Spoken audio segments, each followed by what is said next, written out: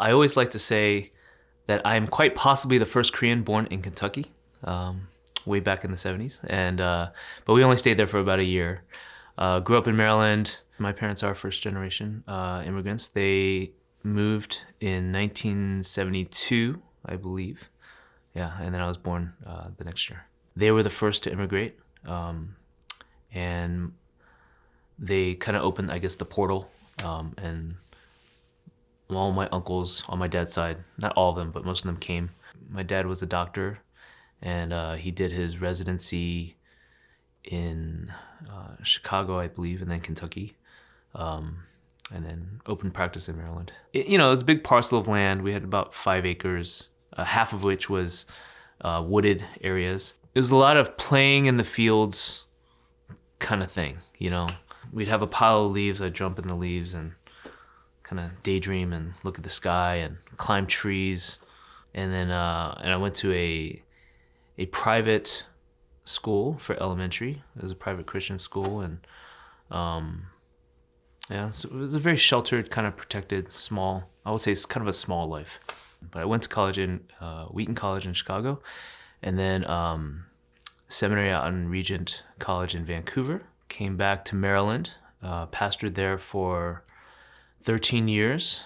During that time, I got married to my wife, Jang. Now I'm here living in Korea, pastoring at Jubilee Church, senior associate pastor there. Been here for almost 8 years. There were, a few instances in late elementary school, middle and late elementary school where, people would do the whole ching chong thing, and, pull their eyes back and make fun of me just a little bit in the elementary years. But for the most part, I didn't feel too different in that regard.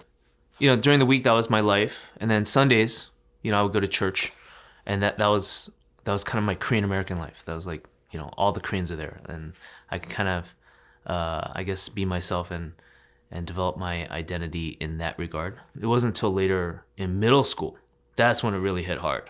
7th grade, I had left the private Christian school and went to public school. I was one of the only full Asians, right? In the beginning of the school year, the teacher asked for a volunteer to deliver something to another classroom. So I said, "Oh, sure, I'll do it." Go to the classroom. All the kids, they're like, ching chong, cha cha cha, all that stuff, right? And the teacher didn't do anything. I was like, what the? What's going on? And at the time it hurt, sure. At the time I felt ostracized or in some regards. But, I had a lot of good friends who were white and black, and wasn't and Hispanic, and it wasn't a problem, There's the typical Korean American, prescribed jobs: doctor, lawyer, engineer. I kind of wanted to be an architect. Yeah, my parents, they both graduated from, top schools here in Korea, and my dad, he never got a B in his life, like all straight A's, like from elementary all the way through mid school. So that was a lot of pressure. Fortunately, I had an older brother who took the brunt of that pressure. He became the doctor in the family. But then I went on my first mission trip with my church in the summer of 10th grade, and basically received my first sense of calling to ministry. I wanted to go into missions and to be a missionary. I took Bible classes. I went to Wheaton College, and it's Christian school, and Bible Theology was all I really enjoyed. So I majored in that, and in the summer of my junior year, I went to Korea. At the time, the Yonsei Korean language program, summer school program, was really popular. All the Korean Americans did it. Met people from all over the States, all over the world. And there, I started to get a heart for Korea. That's where, the first initial trigger. And not just for Korea, but really for Korean Americans. Yeah, so there was a lot of Korean Americans that came in into seminary, into my particular seminary, Regent, that particular year. It was very interesting.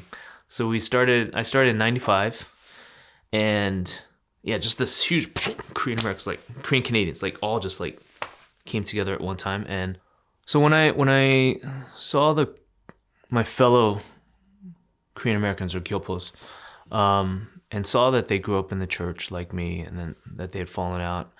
It's a lot of similar threads where they grew up in a church that was often very legalistic. It's all about rules. It's all about don't do this, do this, and it's just counting sins. People didn't know grace. They didn't know. I mean, you hear about God's forgiveness, like maybe one time, right? He'll forgive you one time, and that'll get you saved, But they don't know really the depths of grace. Largely grasp in terms of the character of God and his love for people and his constant pursuing of us and his accepting of us, his forgiveness of us. So many of them grew up in churches that had split, or they saw the fighting, between their parents and other, elders and deacons and stuff like that. And I was like, I don't want anything to do with that.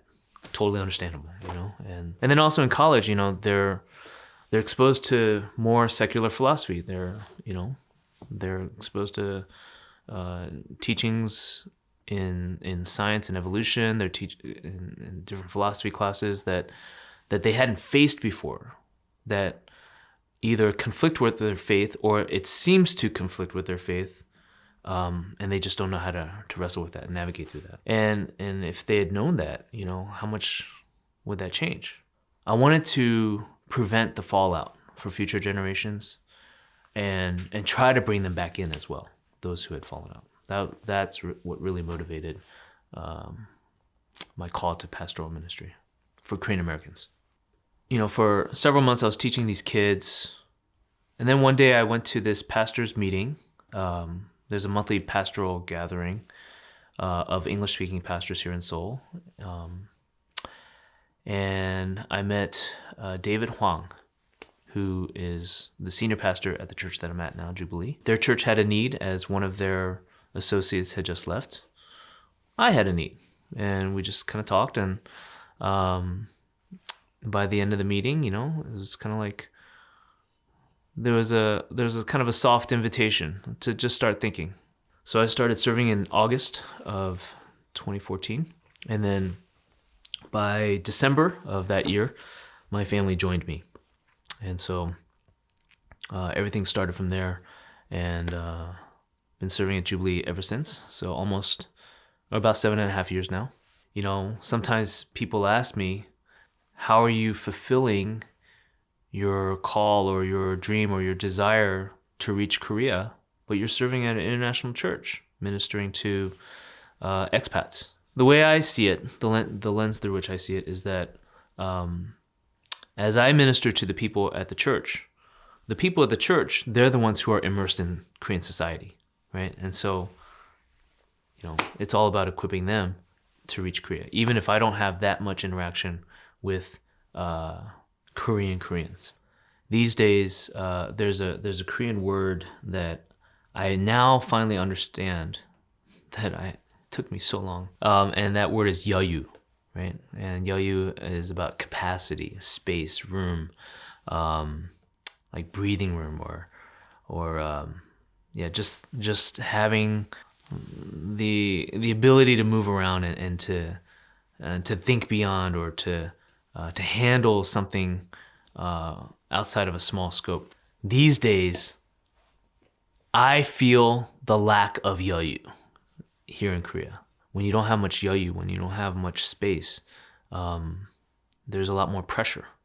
There can be an underlying anger or underlying resentment, that can find its way being lashed out in other arenas and in other ways. And I see the pressure that the Korean people are under, and they're constantly under it. And there's no place for people to go to release it. And so they release it in unhealthy ways.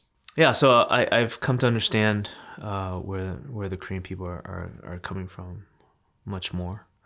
But not only that, not only here in Korea, but also in America. As Korean Americans, born and raised, we're not always compassionate towards Korean immigrants. and we don't always understand where they're coming from.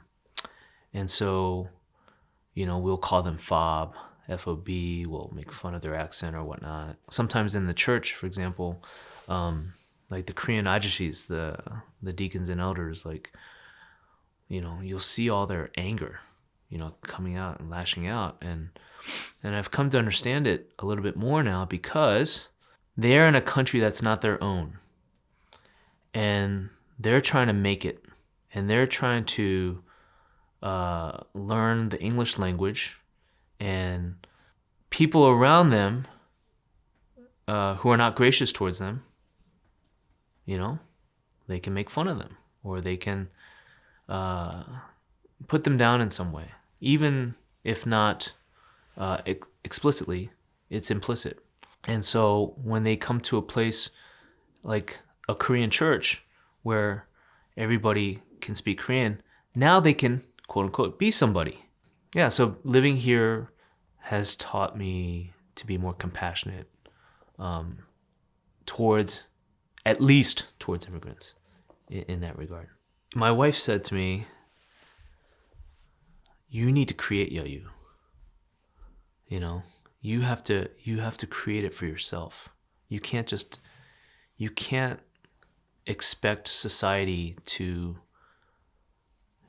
bend and to remold itself for you so that you can have your yayu, so that you can have your space.